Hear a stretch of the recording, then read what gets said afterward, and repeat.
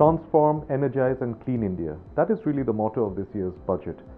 I don't think this budget is a very bold budget, very ambitious, announcing new schemes, but it is really a continuation of a lot of the things that have been announced before. Let me focus on three aspects. First is the agriculture and rural community. The budget outlay has gone up about 24.5%, which is an extremely large increase from what we've seen in the past. Focus again is not on giving farm loan waivers, but on interest subvention, which we know is going to aid the farming community and give a boost to the financial base of the rural economy. The second aspect is also the allocation towards NREGA. From FY16, we've typically seen about 30,000 crores. It's gone up to about 48,000 crores. And this again is expected to help the farming community.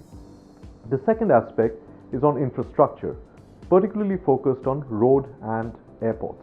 On road, the finance minister did announce that he wants to see remote villages linked to ports, and on the airport side, largely public-private partnership focused on developing second-tier cities.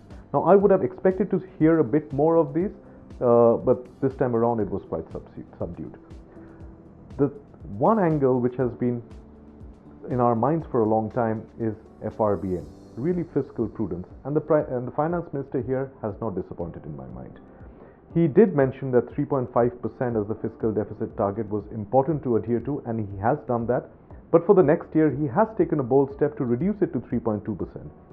But even while reducing it, he has still mentioned that quality of fiscal expenditure will go up. Traditionally, we've seen over 80% of fiscal expenditure has been revenue, but this time he did make a point that capital expenditure from the government side is going to grow up by about 24,000 crores. And this to me is a huge change, because quality investment will come through capital expenditure, and that will give a boost.